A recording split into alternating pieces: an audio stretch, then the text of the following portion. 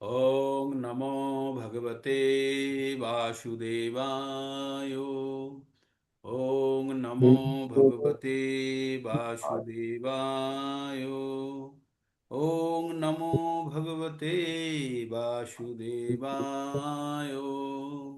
ওং অজ্ঞানতিমিরান্ধস্য জ্ঞানাঞ্জনাশলাকয়া চক্ষুरुन्मिलितं येन তস্मै तस्मै श्री गुरुवे नमः। নমঃ। হরে কৃষ্ণা। সমস্ত ভক্তবৃন্দকে সশ্রদ্ধ প্রণাম জানিয়ে আমাদের সকালবেলার ভাগবত গীতার প্রোগ্রাম। আমরা প্রতিদিন ভগবত গীতার ভগবানের পবিত্র বাণী, ভগবানের মুখনিসৃত বাণী আমরা শ্রবণ করি। ভগবত গীতা ভগবানের মুখনিসৃত বাণী, তাই এটি প্রভুজি ভলিউম ভগবানের। কমে গেছে, প্রভুজি সাউন্ড কমে গেছে। সাউন্ড কমে গেল? হ্যাঁ, এইবার ঠিক আছে। হ্যাঁ, আবার ঠিক কাছে আছে।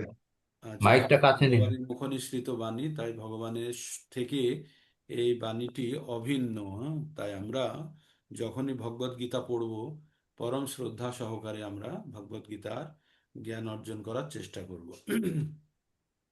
ভগবত গীতা থেকে আমরা 5টি বিষয় সম্বন্ধে জানতে পারি। বিষয়গুলি হচ্ছে ঈশ্বর, জীব, প্রকৃতি, সময় এবং কর্ম। এর মধ্যে প্রথম 4টি বিষয়, ঈশ্বর, জীব, প্রকৃতি এবং সময়, সেগুলি সরাসরি ঈশ্বরের নিয়ন্ত্রণাধীন। আর যে বিষয়টির উপরে আমাদের সামান্য হলেও অধিকার আছে, সেখানে হচ্ছে কর্ম, যদিও ফলের জন্য আমাদেরকে আশা করতে বা আমাদের অধিকার থেকে কিছুটা হলেও দূরে থাকতে বলছে। হ্যাঁ? তো আমরা কালকে খুব বিস্তারিতভাবে আমরা প্রকৃতির 3টে গুণ সম্বন্ধে পড়েছি। আর প্রকৃতির 3টে গুণ ভগবদ গীতার একটা বিশেষ অংশ। কালকে আমরা প্রকৃতির 3টে গুণ নিয়ে আমরা অনেক কদিন ধরেই আলোচনা করছি। এই প্রকৃতির 3টে গুণ কিন্তু আমরা বারবার পড়ব। এরপরেও 2টো অধ্যায় আমরা মানে ভগবদ গীতার প্রায় আড়াইখানা অধ্যায় বা 3টে অধ্যায় জুড়ে এই প্রকৃতির 3টে গুণের উপরে আলোচনা আছে। তাই আমাদেরকে বুঝতে হবে এই প্রকৃতির সঙ্গে জীবের যে সম্পর্ক, সেই সম্পর্ক কিভাবে স্থাপিত হয়। প্রকৃতির সঙ্গে এই জীবের সম্পর্ক স্থাপিত হয় ইন্দ্রিয় সমূহের মাধ্যমে। প্রত্যেকটা জীব যখন এই প্রকৃতির সঙ্গে সম্পর্ক স্থাপন করার মাধ্যমই হচ্ছে ইন্দ্রিয়, চক্ষু, কর্ণ, জিহ্বা, নাসিকা, ত্বক, আর হাত, পা, মুখ, প্রস্থ আর পায়ু। ঠিক এই পাঁচটি পাঁচটি 10টি। আর আরেকটা হচ্ছে, আরেকটি ইন্দ্রিয় হচ্ছে মন। সেটি ইন্দ্রিয়ের রাজা মন। ইন্দ্রিয় মানে সব থেকে সব ইন্দ্রিয়গুলির মধ্যে শ্রেষ্ঠ। হ্যাঁ? তো তাই আমরা দেখব যে আমরা সারাদিন যত কিছু কাজ করি বা যখনই যে কোনো কাজ করি, আমরা আমরা প্রত্যেক মুহূর্তে আমাদের এই ইন্দ্রিয়গুলোকে সন্তুষ্ট করাই আমাদের জীবনের উদ্দেশ্য হয়ে দাঁড়িয়েছে। আমরা প্রত্যেকটা ব্যক্তি, আমরা যেখানে এখানে যারা উপস্থিত আছি, এমন কেউ আছে যে আপনারা আপনাদের ইন্দ্রিয়কে তৃপ্ত করা ছাড়া আরো অন্য কিছু করেন? যে কোনো কাজ করেন, দেখবেন প্রত্যেকটা কাজ গিয়ে কিন্তু কোনো না কোনো আমাদের ইন্দ্রিয় তৃপ্তির সঙ্গে যুক্ত।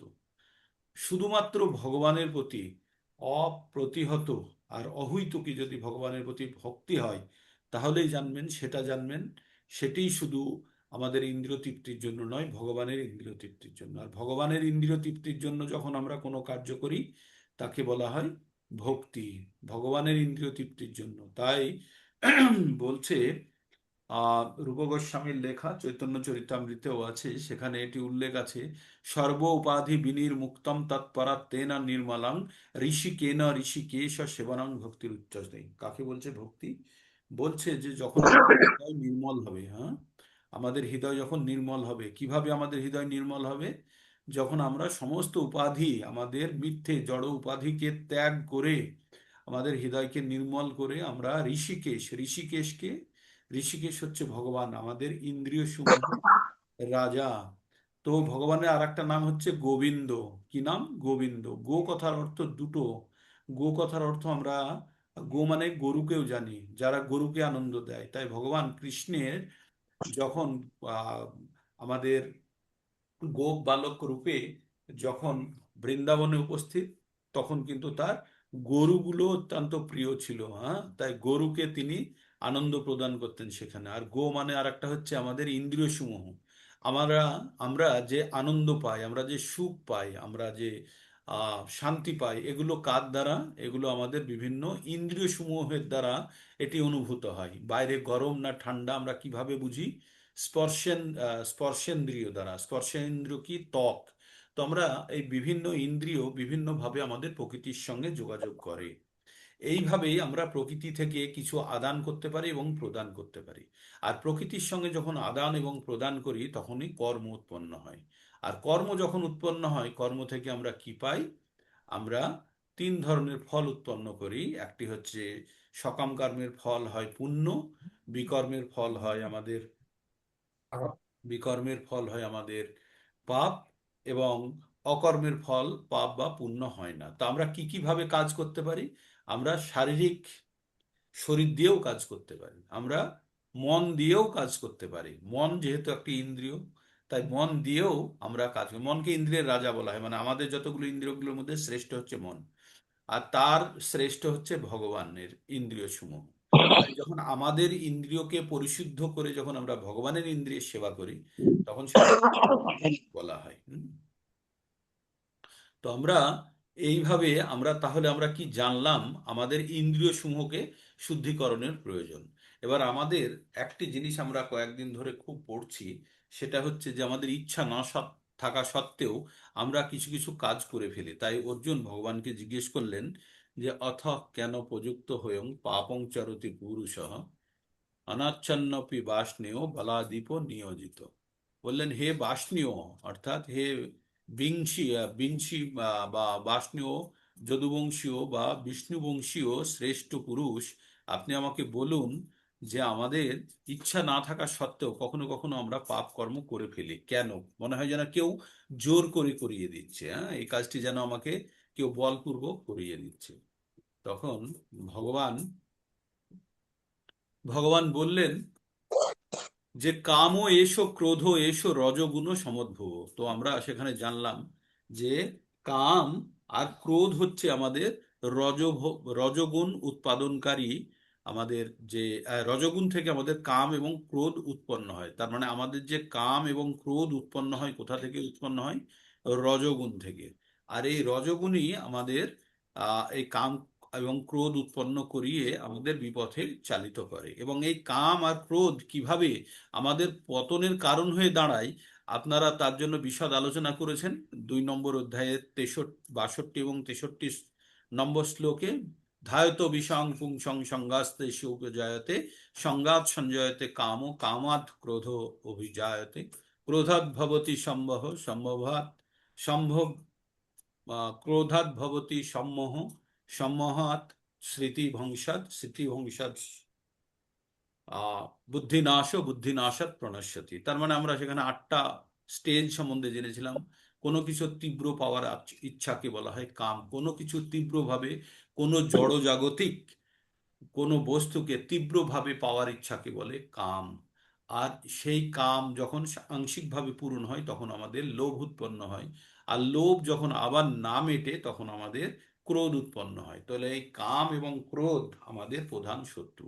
এবার আমরা জানবো এই কাম এবং ক্রোধের আশ্রয়স্থল কোথায়, কোথায় থাকে এই কাম এবং ক্রোধ। হ্যাঁ, তো আমরা তার আগে আমরা একটা জায়গায় পড়েছিলাম যে এই কাম আমাদের কিভাবে আমাদের বুদ্ধির উপরে, আমাদের চেতনার উপরে একটি আস্তরণ তৈরি করে আমাদের আমাদের প্রকৃত প্রেমকে নষ্ট করেছে। কে? এই রজগুণ। আমরা প্রত্যেকে ঈশ্বরের অংশ। আমরা জানি আমাদের প্রকৃতি কি? সৎ, চিত, আনন্দ। সৎ মানে হচ্ছে শাশ্বত, চিত মানে হচ্ছে জ্ঞানে পরিপূর্ণ, আর আনন্দ আনন্দময়। এটি হচ্ছে ঈশ্বরের গুণ। আর যেহেতু আমরা সমুদ্রের এক কণা জল, তাই সমুদ্রের জলের গুণ আর আমাদের যেমন গুণ একই, তেমনি ভগবান বৃহৎ আর আমরা হচ্ছে অণু, কিন্তু দুজনের গুণগতভাবে আমরা দুজনে একই। তাই ভগবানের মধ্যে যে অগাধ প্রেম আছে, সেই প্রেম সামান্য পরিমাণেও আমাদের মধ্যে আছে। কিন্তু এই প্রেম যখন আমাদের আমাদের যখন আমাদের রজগুণের প্রভাবে চলে আসে, তখন এই প্রেম কামে উৎপন্ন হয়, কামে পরিণত হয়। যেমন শুদ্ধ দুধ যখন তেঁতুল বা কোনো টক জাতীয় পদার্থের সংস্পর্শে চলে এসে দইয়ে পরিণত হয়, আর দইয়ে যখন পরিণত হয় দুধের সব গুণগুলি, বেশিরভাগ গুণগুলি সরে নতুন কিছু গুণ উৎপন্ন হয় দইয়ের মধ্যে, ঠিক? তো তেমনি আমাদের আমাদের মধ্যে যে প্রেম প্রেম যে জিনিসটা আমাদের মধ্যে সতই আছে আমাদের মধ্যে। আর সেটি যখন আমাদের রজগুণের দ্বারা প্রভাবিত হয়, তখন আমাদের এটি কাম রূপে প্রতিফলিত হয়। আর এই কাম এখন আমাদের প্রধান শত্রু হয়ে গেল। মানে আমাদের আমাদের প্রেম থাকলে আমাদের প্রধান পরম মিত্র, কিন্তু এই কামই আমাদের প্রধান শত্রু, কারণ কাম আমাদেরকে বিভিন্ন বিপথে চালিত করে। হুম। তাই আমাদের এইভাবে আহ এটা এটা কার মতো, এখানে আমরা একটা শ্লোক কালকে পড়েছিলাম। আবৃতং জ্ঞান মেতেন জ্ঞানিন নিত্য বৈরিণ। আবৃতং জ্ঞান মেতান জ্ঞানিন নিত্য বৈরিণ। নিত্য মানে হচ্ছে চির শত্রু, হ্যাঁ, নিত্য বৈরিণ। কাম রূপে ন কন্তেয় দুষ্পুরনে দুষ্পুরন রে ন অনা লেচন অনলোচন। অনল, অনল মানে হচ্ছে আগুন, আর অনলের মতোই দুষ্পূরণীয়। অনলের, আগুনের ইচ্ছা কখনো পূরণ হয়? কোনো কিছু পোড়ানোর জন্য আগুনে যদি কিছু আহুতি দিন বা কিছু কাঠ বা কিছু দিয়ে দেন, আগুন পুড়ে সেটা আগুন কখনো তৃপ্ত হয়? হয় না, আগুন বলে আরো আনো আরো আনো। তেমনি আমাদের ইন্দ্রিয় সমূহ এই সমস্ত ইন্দ্রিয় তৃপ্তির ব্যাপারে সব সময় তার মনের মধ্যে চলতে থাকে, কিভাবে আমি আহ আরো ইন্দ্রিয় তৃপ্ত করব।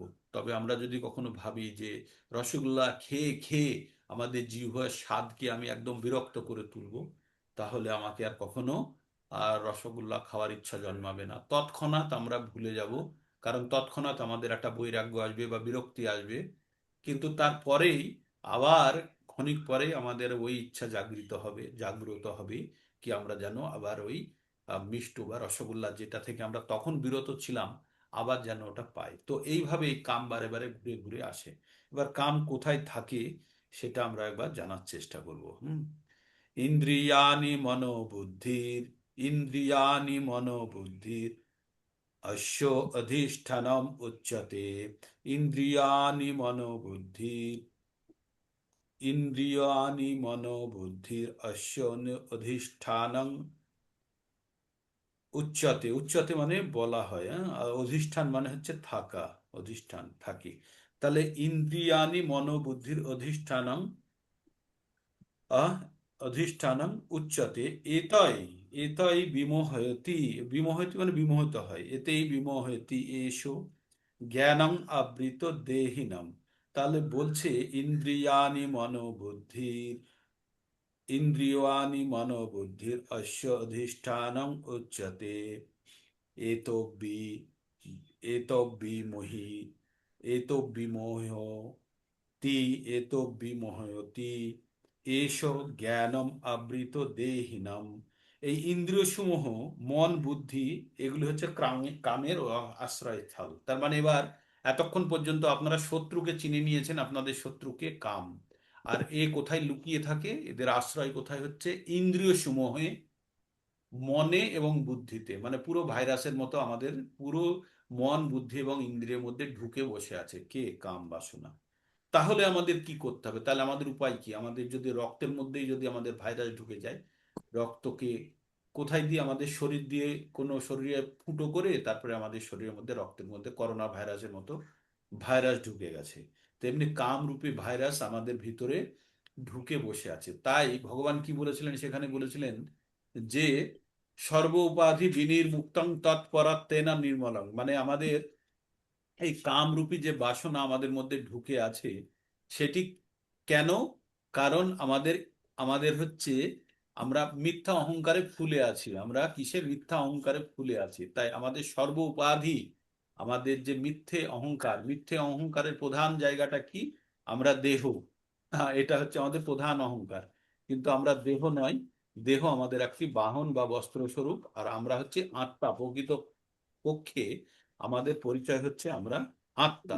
তাই আমাদের কি করতে হবে? এই আত্মা যাতে পরিশুদ্ধ থাকতে পারে, তাই আমাদের আমাদের ইন্দ্রিয় সমূহকেও পরিশুদ্ধকরণ করতে হবে, এই ভাইরাস থেকে আমাদেরকে মুক্ত করতে হবে। তাই এই ভাইরাস থেকে মুক্ত করার জন্য কি করতে হবে?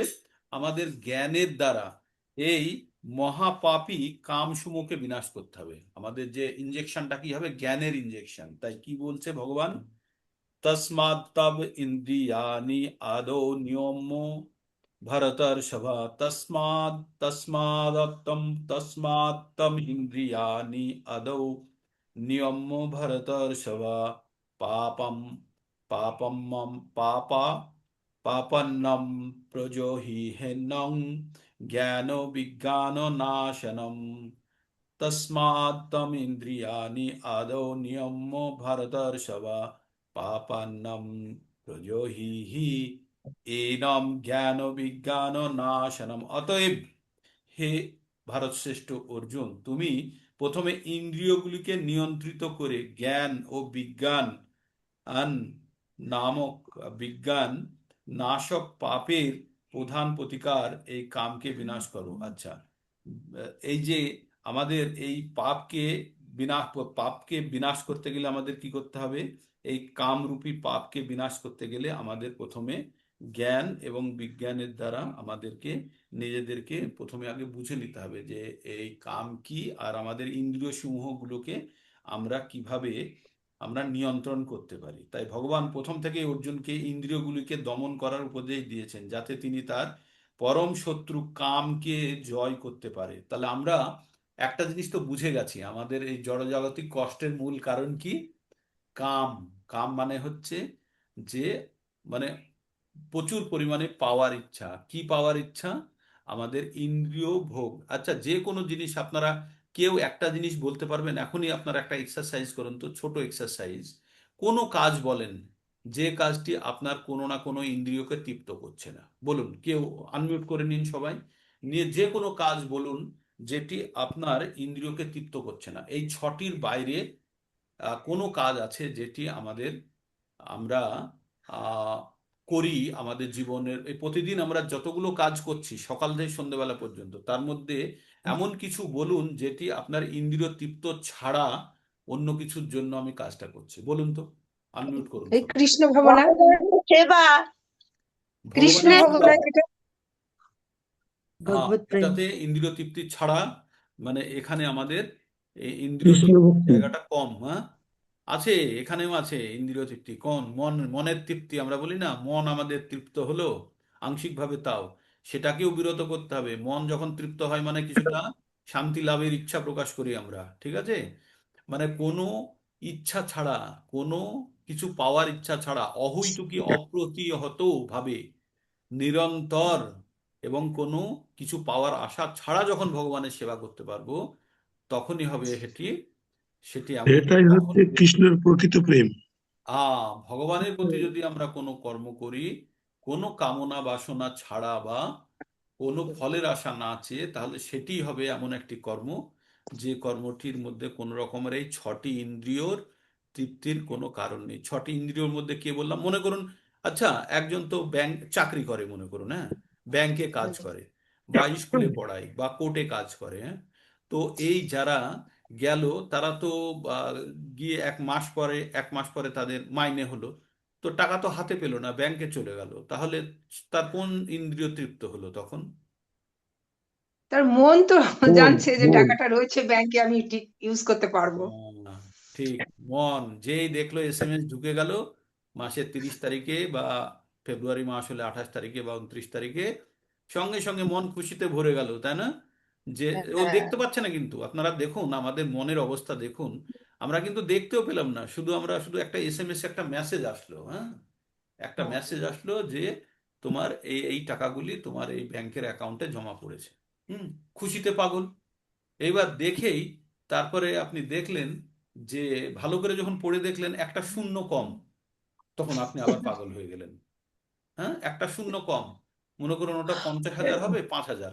প্রথমে দেখেছেন ভালো করে, ফট করে দেখেছেন, তখন দেখে মনে হচ্ছে যেন 50,000ই আছে, কিন্তু দেখলেন 5,000। সঙ্গে সঙ্গে আপনার মাথা খারাপ হয়ে যাবে। হবে? টাকাটা হাতে পেয়েছেন? একদম। কেউ পাননি, না, ব্যাংকে না, পড়েছে, কিন্তু একটা মেসেজে আপনি খুশিতে পাগল, আবার সেই মেসেজটাই ভালো করে দেখে আবার কষ্টে ভুগছেন। কেন? আপনার তখন মনে হলো যে 5,000, আরে বাবারে, আমার এত টাকা কম দিয়ে দিয়েছে। সঙ্গে সঙ্গে আপনি মানে ওই ফোন ঘোরাতে শুরু করলেন, আপনার এইচআর কে গিয়ে বললেন কি হলো, আমাকে এই টাকা কম দিয়েছো কেন? বলতে প্রিপারেশন নিচ্ছেন, তারপরে দেখলেন যে প্রথমের মেসেজটার পরিবর্তে আবার আর একটা মেসেজ ঢুকলো যে আগের মেসেজটাকে আপনারা ইগনোর করুন, ওটা ভুল গেছে, এটা হচ্ছে কারেক্ট মেসেজ। যখন এটা হ্যাঁ দেখলেন তখন আবার মন শান্ত। তার মানে আমাদের মন বাহ্যিক অবস্থার সঙ্গে একদম ঢেউয়ের মতো, একবার নাগরদোলার মতো উপরে যাচ্ছে আর একবার নিচে আসছে, শুধু পরিস্থিতির জন্য। হ্যাঁ, তো এইভাবে আমাদের ইন্দ্রিয় দ্বারা ইন্দ্রিয়গুলির তৃপ্তি এই রকমই, যে আমরা কোনো জিনিস খেতে খুব ভালোবাসি, আর সেই জিনিস খাওয়ার জন্য মনে করুন আমরা কোনো মিষ্টির দোকানে গেছি, আমরা রসগোল্লা বা কচুরি, যে যেটা খেতে ভালোবাসেন, সে খুব আনন্দের সঙ্গে খাচ্ছেন, খুব তৃপ্ত আর খুশিতে আছেন। ফট করে কেউ বলল যে এই তোর তো কচুরির ডালের মধ্যে তো ইঁদুর ছানা পড়ে আছে, বাস কচুরির ডালের মধ্যে ইঁদুর ছানা, সঙ্গে সঙ্গে বমি আসতে শুরু করবে। আপনি কি দেখেছেন? না, শুনেছেন মাত্র। তার মানে একটা ইনফরমেশন পেতেই আপনার ইন্দ্রিয় তৃপ্তির কিন্তু লেভেল চেঞ্জ হয়ে গেল। তারপরে কেউ, আপনি তখন এবার বমি করার মতো ভাব করছেন বা অমুক করছেন, কচুরি কচুরি ফেলে দেবেন, সেই সময়তে কে বললো না না আমিও তো মিথ্যা করে বলেছি, মজা করার জন্য, সঙ্গে সঙ্গে আবার আশ্বস্ত। মানে প্রত্যেক মুহূর্তে আমাদের মন ঢেউয়ের মতো কাজ করে, একবার উপরে ওঠে একবার নিচে নামে, তাই না? একদমই তাই। কারণ আমাদের বাহ্যিক পরিস্থিতির দ্বারা আমাদের এই ইন্দ্রিয় সমূহগুলো চালিত হয়। তার মানে আমরা একটা জিনিস পড়েছিলাম 55 থেকে 72 পর্যন্ত, কি পড়েছিলাম? স্থিতপ্রজ্ঞ যারা তাদের ইন্দ্রিয়কে নিয়ন্ত্রণ করে বাইরের বিষয় দ্বারা মোটেই বিচলিত হয় না, তারা তাদেরকে স্থিতপ্রজ্ঞ। যেমন মনে করুন, বাইরে গেলে আমাদের রোদ্দুর লাগে, সেজন্য আমরা ছাতা নিয়ে যাই, আবার বৃষ্টি হলেও ছাতাতে আপনাদের বাঁচায়। তাহলে বাইরে আপনি আহ এই রেনকোট ফেনকোট পরে গেলেন, বৃষ্টি হচ্ছে বলে কিছু দূর গিয়ে দেখলেন বৃষ্টি বৃষ্টি বন্ধ, এবার প্রচন্ড রোদ্দুর বেরিয়েছে, আর তখন আবার ওই রেনকোটই আপনার জন্য বিষময় হয়ে উঠেছে। কিন্তু যে ঘরের মধ্যে বসে আছে, তার জন্য বাইরে রোদ্দুর হোক বা বৃষ্টি হোক, যে সমস্ত বাহ্য জগতের থেকে বিচ্ছিন্ন করে রেখেছে তার ইন্দ্রিয় সমূহকে, তার কাছে কিন্তু বাইরের কোনো পরিস্থিতি তাকে বিচলিত করতে পারছে না। তেমনি আমরা ইন্দ্রিয় সমূহকে যখন বাহ্যিক পরিস্থিতি থেকে যখন বিরত করতে পারবো, তখনই কিন্তু আমরা এই উঠানামা, যে ঢেউয়ের মতো আমাদের ভালো মন্দ মন, এই যে জিনিসগুলো সব সময় খারাপ হওয়া ভালো হওয়া পরিস্থিতির মধ্যে দিয়ে যায়, সেটি থেকে আমরা বিরত করতে পারবো। তাই কি বললো? হে ভারত শ্রেষ্ঠ অর্জুন, তুমি প্রথমে ইন্দ্রিয়গুলিকে নিয়ন্ত্রণ করে জ্ঞান এবং বিজ্ঞান নাশক পাপের প্রধান কারণ প্রতীক রূপ এই কামকে বিনাশ করো। তার মানে আমাদের বুঝতে হবে যে আমাদেরকে বিনাশ করতে হবে। কাম কোথায় যেন লুকিয়ে আছে, আপনার একটু আগে শুনলেন, কোথায় লুকিয়ে আছে যেন? নেই মনে। ইন্দ্রিয়। মন, ইন্দ্রিয় আর বুদ্ধিতে। তিনটে হ্যাঁ, জায়গার মধ্যে ইচ্ছা লুকিয়ে থাকে, বুদ্ধিতে কাম, তিনটে জায়গায় লুকিয়ে। প্রতিটি জীবের অন্তরে যে স্বাভাবিক ভগবত প্রেম আছে তা বিকৃত প্রতিবিম্ব হচ্ছে কাম। আন্ডারলাইন করে নিন, কাম কোথা থেকে উৎপন্ন হয় আমাদের? প্রতিটি জীবের অন্তরে যে স্বাভাবিক ভগবত প্রেম আছে তার বিকৃত প্রতিবিম্ব হচ্ছে কাম। কিন্তু জীবনের শুরু থেকেই যদি কৃষ্ণ ভাবনায় শিক্ষা লাভ করা যায়, তাহলে আমাদের স্বাভাবিক ভগবত প্রেম আর কামে পর্যবসিত হতে পারে না। যখন আমাদের এই প্রেম রজগুণের প্রভাবে চলে আসে, তখন আমাদের এই প্রেম কামে পরিণত হয়। তাই বলছে যে ছোটবেলা থেকেই যদি এই রজগুণের প্রভাব থেকে কাউকে মুক্ত করা যায়, বা ভগবত প্রেমের সঙ্গে যদি ওই আসল প্রেমটাকে, মানে আমাদের যে প্রকৃতির কারণে যে প্রেম আমাদের মধ্যে আছে, সেটিকে যদি অবিকৃত রাখা যায় আর রজগুণের প্রভাব থেকে মুক্ত করে ভগবানের সঙ্গেই পুনরায় যুক্ত করে, তাহলে কিন্তু আর সেটি কামে পরিবর্তিত হয় না। ভগবত প্রেম কামে বিকৃত হয়ে গেলে তাকে স্বাভাবিক অবস্থায় ফিরিয়ে আনা খুব কঠিন। যখন আমাদের প্রেম যখন কামে পর্যবসিত হয়ে গেছে বা পরিণত হয়ে গেছে, তাকে স্বাভাবিক অবস্থায় ফিরিয়ে আনা কঠিন। তার একটা সরল উদাহরণ আপনাদের দিই। আমাদের বাঙালিদের ক্ষেত্রে স্পেশালি, যারা আমরা ননভেজ খাই, যারা আমরা আমিষ গ্রহণ করি, আমাদের ছোটবেলা থেকে যেদিন মুখে ভাত হয় সেদিনেই মুখের মধ্যে মাছ গুঁজে দেয়, তাই না? যে তখন থেকে, তার আগে থেকে পারলে তার আগে থেকেই যেন মা বাবারা দিয়ে দেয়। এটা খুব স্বাভাবিক ঘটনা। আর সেই জন্য আমাদের ভিতরে মুখের মধ্যে একটা আমাদের জিহ্বার স্বাদ উৎপন্ন হয়, যে স্বাদটি থেকে কখনোই বিরত করতে গেলে আমরা নিজেদেরকে সম্বরণ করতে পারি না। তাই আমরা বিভিন্ন প্রকার যুক্তি খাড়া করি পরবর্তীতে, সেগুলো থেকে কেন বিরত হব সেই জন্য, তাই না? কারণ জিহ্বার স্বাদ থেকে কেউ বিরত হতে চায় না। আপনাকে যদি বলে এই জিনিসটা আপনি ত্যাগ করুন, ত্যাগ করা কি অত সহজ? কারণ তার প্রতি আমাদের একটা আসক্তি আছে এতদিন ধরে সেটি গ্রহণ করার কারণে। কিন্তু প্রবল বৈরাগ্যের অস্ত্র দ্বারা যদি আমরা ওই ইচ্ছাটাকে যদি আমরা ছেদন করতে পারি, তাহলে কিন্তু আমরা সেটা থেকে বিরত হতে পারবো। কিন্তু সেটা করা খুব কঠিন। তাই বলছে এখানে যে ভগবত প্রেম কামে বিকৃত হয়ে গেলে তাকে আর স্বাভাবিক অবস্থায় ফিরিয়ে আনা কঠিন। তা হলে কৃষ্ণ ভাবনা এমন শক্তিশালী যে এমনকি বিলম্ব হওয়া সত্ত্বেও কেউ যদি গভীর নিষ্ঠার সঙ্গে ভগবত ভক্তির বিধিনিষেধগুলো অনুশীলন করে, সে কৃষ্ণ প্রেম লাভ করতে পারে। তাহলে কৃষ্ণ প্রেম লাভ করতে গেলে আমাদের কি করতে হবে? শাস্ত্র বিহিত, আমাদের শাস্ত্রে উল্লেখিত আমাদের কার্যগুলি করতে হবে, যার দ্বারা আমরা আমাদের ইন্দ্রিয়গুলিকে শুদ্ধিকরণ করতে পারবো এবং প্রকৃত কৃষ্ণ প্রেমে আমরা প্রবেশ করতে পারবো। তাই জীবনের যে কোনো পর্যায়ে কৃষ্ণ ভাবনায় অনুশীলন শুরু করা যায়। আর যখন আমরা কৃষ্ণ ভাবনার গুরুত্ব উপলব্ধি করতে পারি, তখন থেকে আমরা ভক্তি যোগে কৃষ্ণ ভাবনাময় হয়ে ইন্দ্রিয়গুলিকে নিয়ন্ত্রণ করতে পারি এবং আমাদের পরম শত্রু কামকে কৃষ্ণ প্রেমে রূপান্তর করতে পারে। এটি মানব জীবনের সর্বোত্তম স্তর। এই 190 পাতার শেষের যে প্যারাটা, এটি আপনারা কয়েকবার পড়বেন এই জায়গাটা। তাহলে আমি যে কথাগুলো বললাম সেই কথাগুলো হয়তো আপনাদের মনে লেগেছে। আরো শক্তিশালীভাবে মনের উপরে বসানোর জন্য এই কথাটি আমি একবার দ্রুত পড়ছি, আপনারা আরেকবার শ্রবণ করুন। প্রতিটি জীবের অন্তরে যে স্বাভাবিক ভগবত প্রেম আছে তা বিকৃত প্রতিবিম্ব হচ্ছে কাম। কিন্তু জীবনের শুরু থেকেই যদি কৃষ্ণ ভাবনাময় শিক্ষা লাভ করা যায়, তাহলে আমাদের স্বাভাবিক ভগবত প্রেম আর কামে পর্যবেসিত হতে পারে না। ভগবত প্রেম কামে বিকৃত হয়ে গেলে তাকে স্বাভাবিক অবস্থায় ফিরিয়ে আনা কঠিন। তাহলে কৃষ্ণ ভাবনা এমন শক্তিশালী যে তাহলেও কৃষ্ণ ভাবনা এমন শক্তিশালী যে এমনকি বিলম্ব হওয়া সত্ত্বেও যদি কেউ গভীর নিষ্ঠার সঙ্গে ভগবত ভক্তির বিধি নিষেধগুলি অনুশীলন করে, সে কৃষ্ণ প্রেম লাভ করতে পারে। তাই জীবনের যে কোনো পর্যায়ে কৃষ্ণ ভাবনার অনুশীলন শুরু করা যায় বা যখন থেকে আমরা কৃষ্ণ ভাবনার গুরুত্ব উপলব্ধ করতে পারি, তখন থেকে আমরা ভক্তিযোগে কৃষ্ণ ভাবনাময় হয়ে ইন্দ্রিয়গুলিকে নিয়ন্ত্রণ করতে পারি এবং আমাদের পরম শত্রু কামকে কৃষ্ণ প্রেমে রূপান্তরিত করতে পারি। মানে আমরা ঘর বাপসি করাতে পারি। মানে আমাদের কৃষ্ণ প্রেম, আমাদের প্রেম কামে পরিণত হয়েছিল, এবার কামকে পুনরায় কৃষ্ণ প্রেমে রূপান্তরিত করতে পারি। এটি মানব জীবনের সর্বোত্তম পূর্ণতা স্তর। তাহলে আমাদের জীবনের পূর্ণতা স্তর হচ্ছে, আমাদের কিন্তু একটি জিনিস খুব ভালোভাবে জেনে নিতে হবে, আমাদের জীবনের কিন্তু অন্তিম উদ্দেশ্য কৃষ্ণ প্রেম। একদম। মানে তার আগে আপনাদের বলেছি মুক্তি মুক্তি মুক্তি মুক্তি, জন্ম মৃত্যুর চক্র থেকে বেরোনো। আর কৃষ্ণ প্রেম একবার যদি আপনারা লাভ করে যেতে পারেন, জন্ম মৃত্যুর চক্রে এমনি কোথায় থেকে কোথায় চলে যাবে আর আমরা বুঝতেই পারবো না, তাই না? তো ভগবানের সঙ্গে প্রকৃত সম্পর্ক স্থাপন করাই হচ্ছে আমাদের জীবনের একমাত্র উদ্দেশ্য। আমাদের ভগবানের সঙ্গে সম্পর্ক কি?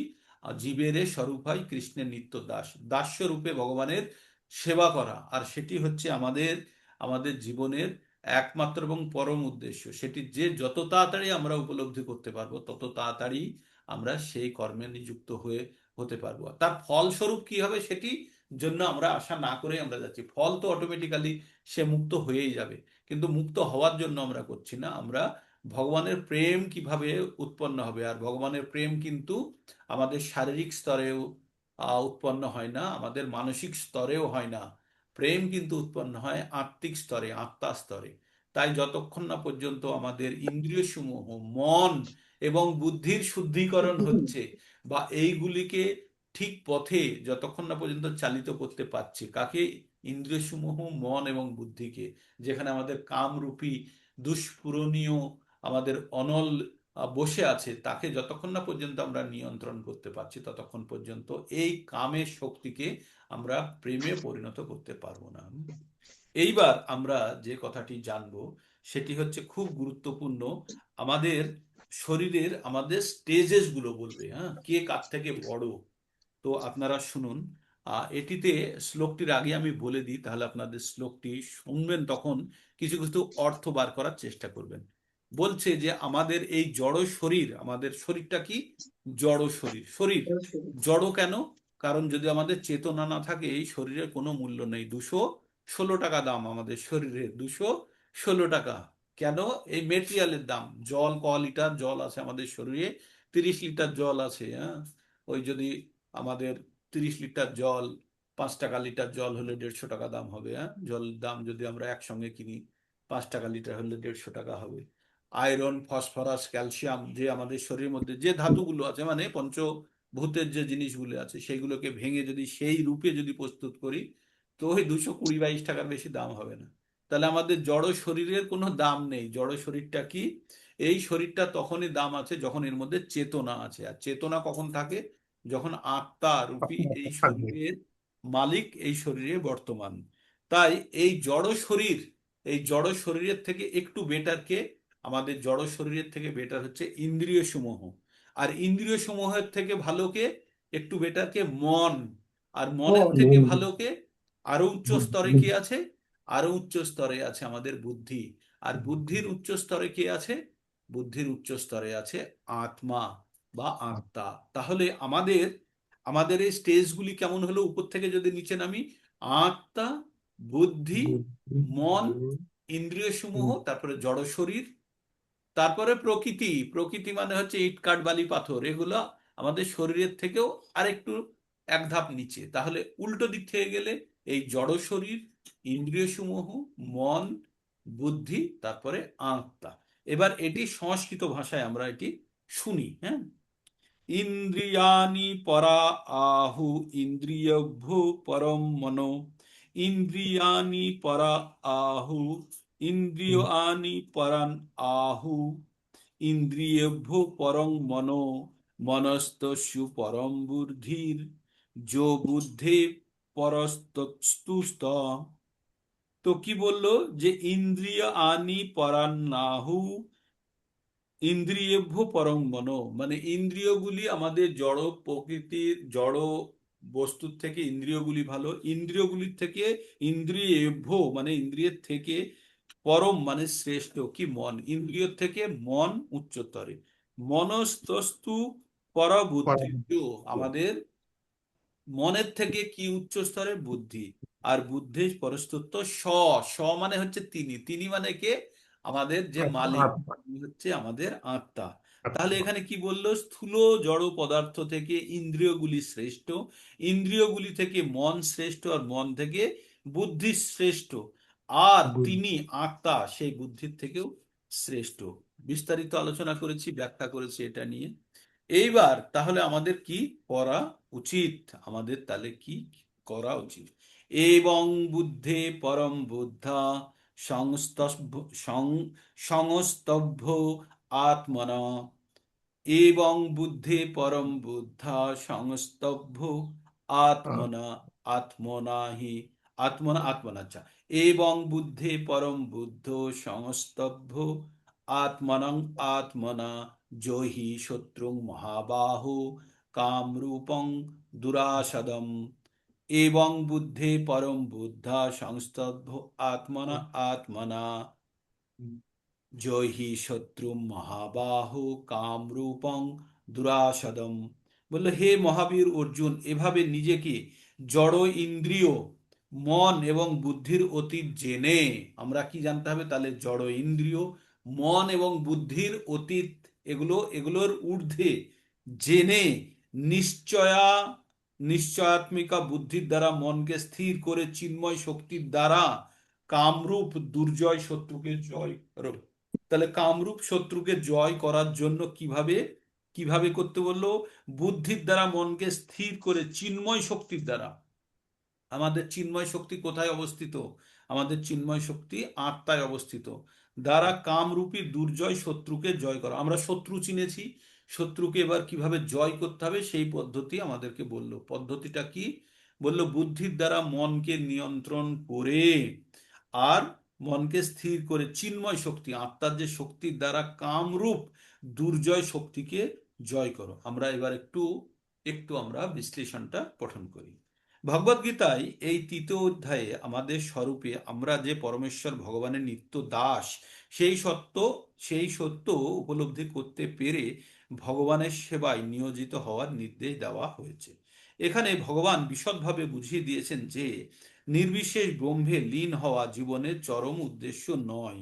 জড় জীবনে আমরা স্বাভাবিকভাবে কাম প্রবৃত্তি এবং জড় প্রকৃতিকে ভোগ করার প্রবৃত্তির দ্বারা প্রভাবিত হই। জড় প্রকৃতির উপর আধিপত্য করার এবং ইন্দ্রিয় উপভোগ করার বাসনাই বদ্ধ জীবেদের চরম শত্রু। আমরা কি ধরনের জীব? বদ্ধ জীব।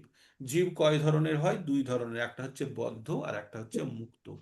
যারা এই জড়জগতিক বিভিন্ন কর্মকাণ্ড কামনা বাসনার মধ্যে যুক্ত, তাদের বলা হয় বদ্ধ জীব। আর যারা এই জড়জাগতিক কামনা বাসনা থেকে ঊর্ধ্বে, তারা হচ্ছে মুক্ত জীব। তো আমাদের এই জড়জগতে মুক্ত জীবের সংখ্যা খুব কম। যেমন একটা জেলে কয়েদির সংখ্যা বেশি থাকে আর জেলের কর্মচারীর সংখ্যা কম থাকে। দুজনেই কিন্তু জেলে আছে, কিন্তু একজন বদ্ধ কে, কয়েদি, আর একজন মুক্ত কে, যারা জেলের কর্মচারী।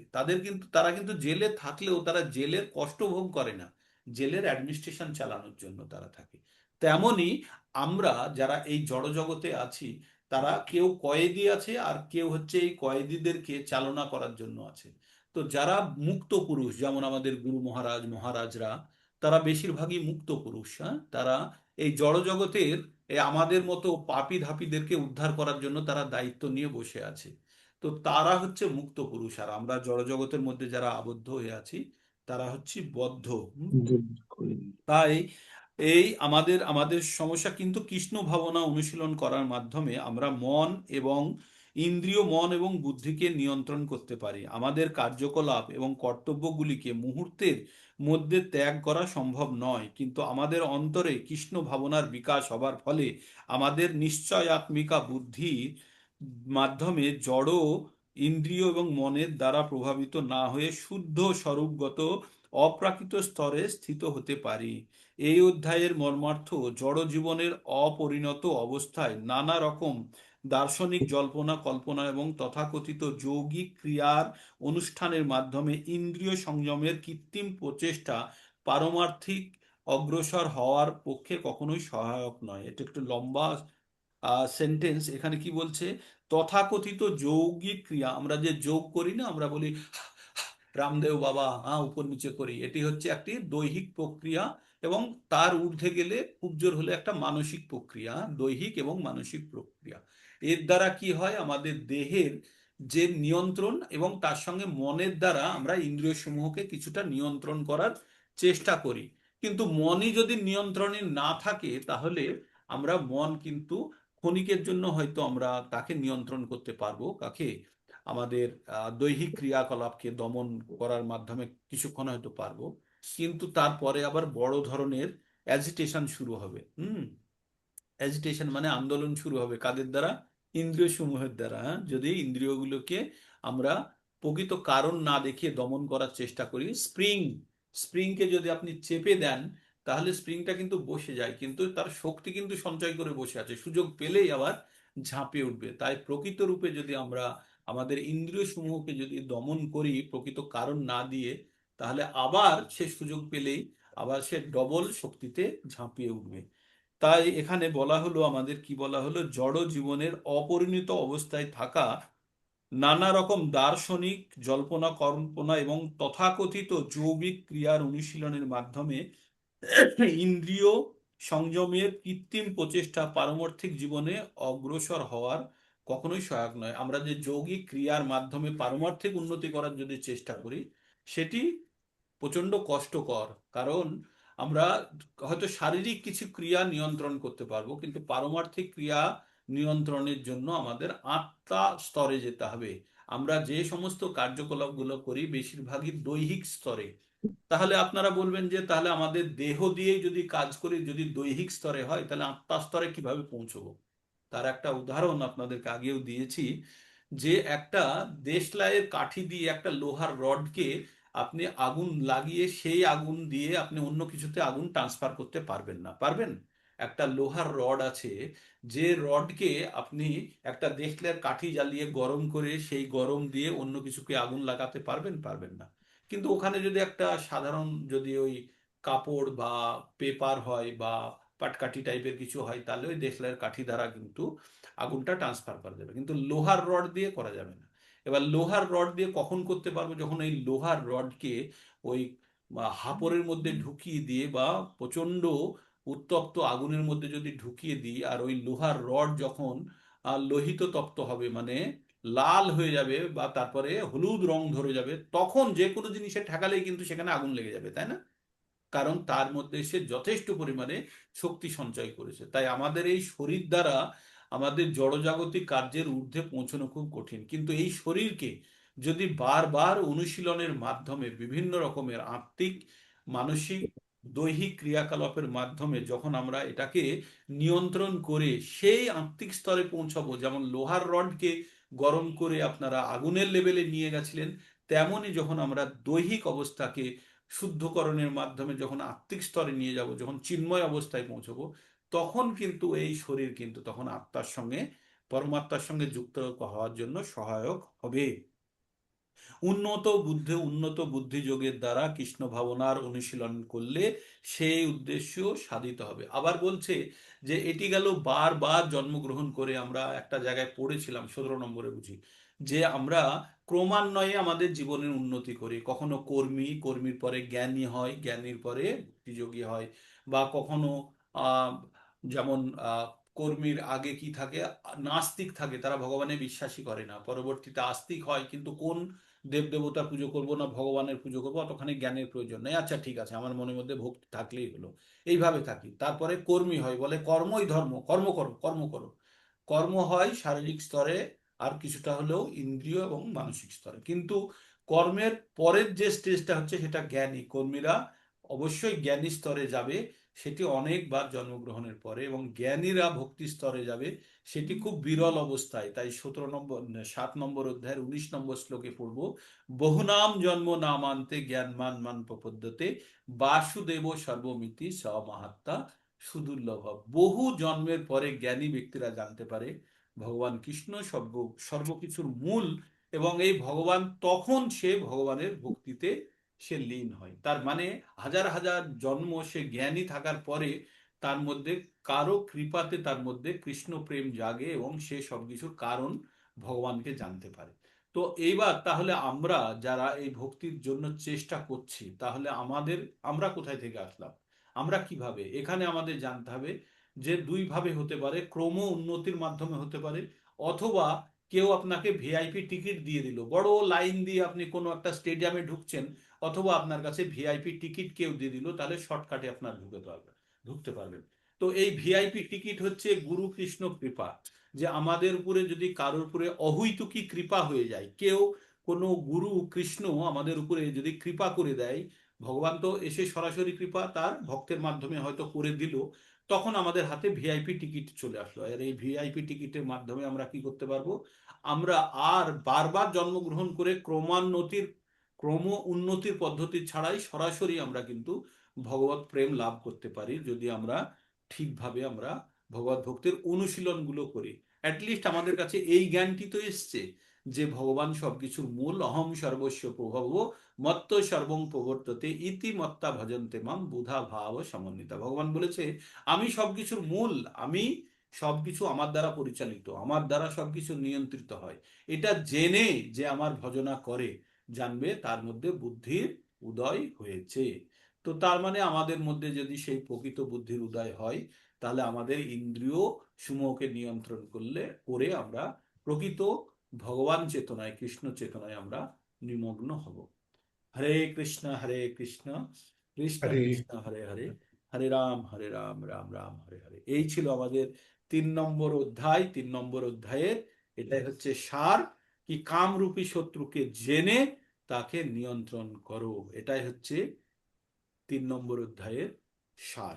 ঠিক, আজকে এই পর্যন্ত থাকলো, কারো কিছু বলার থাকলে বলতে পারেন, বলে আমরা কালকে আবার নতুন অধ্যায়ে প্রবেশ করব। তবে আমাদের প্রত্যেকটা অধ্যায়ের মধ্যে যে গুরুত্বপূর্ণ যে জায়গাগুলো আমি বারবার বারবার উল্লেখ করছি, সেই জায়গাগুলোকে আপনারা একটু ধরে রাখুন, তাহলেই জানবেন যে আমরা প্রকৃত জ্ঞান অর্জন করতে পারব। তবু রোববারের যে 3টে শ্লোক হবে না, ওইটা আরেকবার বিশ্লেষণ করবে। রোববারের দিনের জন্য হবে আপনাদের 37 নম্বর শ্লোক, কাম এসো ক্রোধ এসো রজগুণ সমদ্ভব আছে না, অর্জুন জিজ্ঞেস করেছিল অথঃ কেন প্রযুক্ত হয়ং পাপং চরতি পুরুষঃ অনাচ্ছন্নপি বাষ্ণেয় বলাদীপ নিয়োজিত। এটা অর্জুন প্রশ্ন করলো, আর ভগবান কি উত্তর দিলেন? ভগবান উত্তর দিলেন কাম এসো ক্রোধ এসো রজগুণ সমদ্ভব মহাপাপ মহাশন মহাপাপমা বিদ্ধি নৈম বৈরী নাম। হ্যাঁ, তো এই যে মহাপাপ আর মহা পাপকারী, যে আমাদের পাপ করানোর জন্য কে দায়ী? আমাদের হচ্ছে কাম। আর এটা কোত্থেকে উৎপন্ন হয়? আমাদের রজগুণ থেকে। আপনারা কালকে যারা প্রেজেন্টেশন দিয়েছেন মোটামুটি ওই জায়গাটাকে টাচ করেছেন। কালকে যে জায়গাটা বলেছেন সেই জায়গাটারই একটু এক্সটেন্ডেড রূপ। কেন আপনাদেরকে আমি বারে বারে এই এক্সারসাইজগুলো করতে বলছি? এই এক্সারসাইজগুলো এই জন্যই করতে বলছি, এর মাধ্যমে আমরা প্রকৃত ভগবদ গীতার সম্পূর্ণ জ্ঞানের কিন্তু আমরা আলোচনা করি। এমন নয় যে আমরা ভগবদ গীতার একটা বিশেষ অংশ নিয়ে আলোচনা করছি।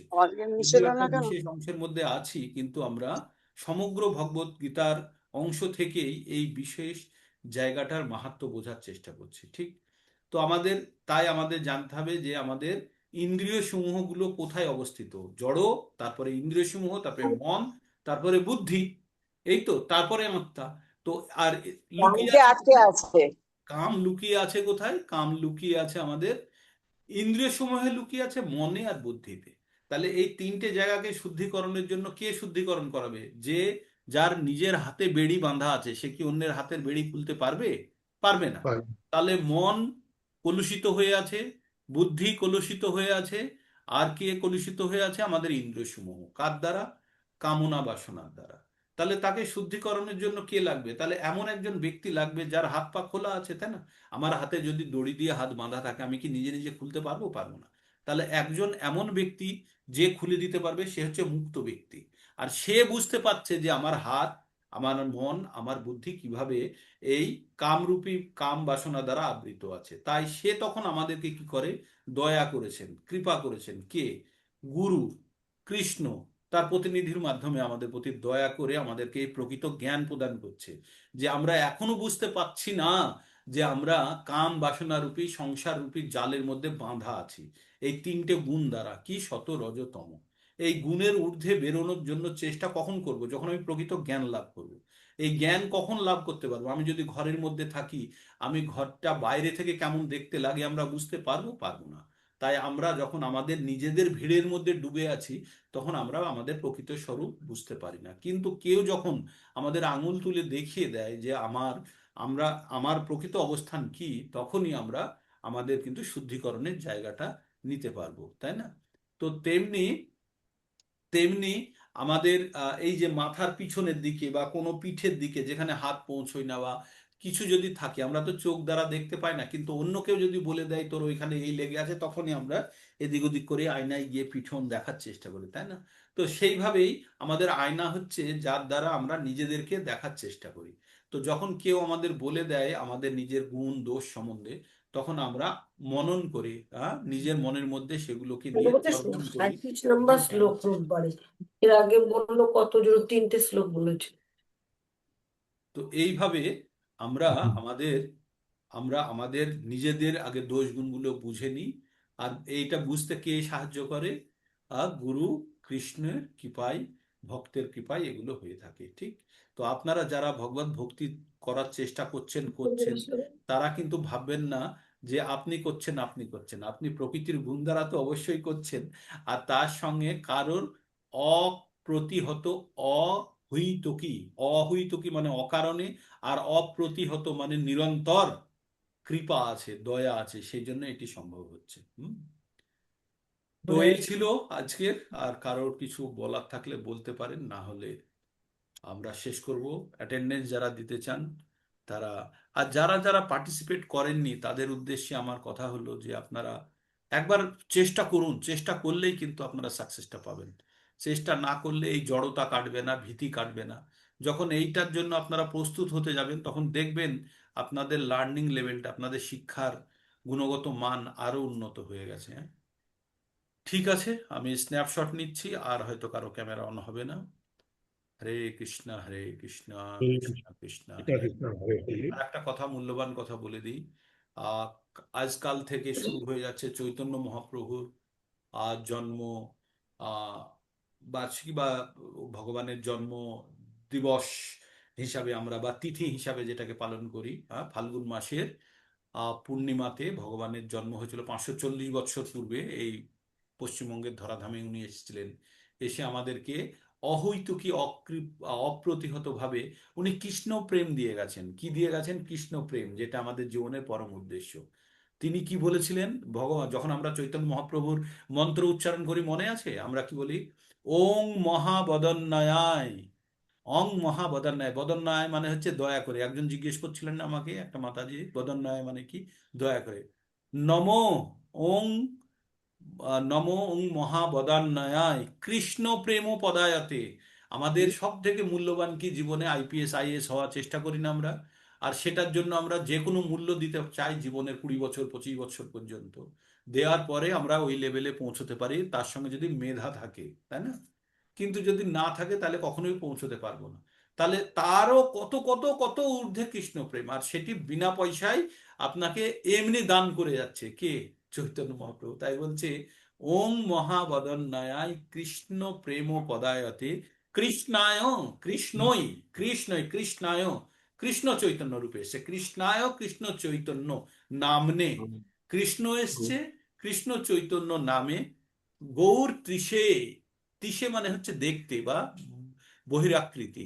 গৌর মানে পরিষ্কার বা স্বর্ণবর্ণ রঙে। গৌর আহ, তৃষ্ণায় কৃষ্ণ চৈতন্য নামনে গৌর তিসে নমঃ, তাকে আমরা আবার প্রণাম করছি। তাহলে ভগবান চৈতন্য এসেছেন যে আমাদের কৃষ্ণ প্রেম দিতে। কিভাবে? অহৈতুকী মানে কোনো কারণ ছাড়াই তিনি দান করছেন। অতি করুণাময় ভগবান, তিনি দান করছেন। আর সেই ভগবানকে আমি প্রণাম করি।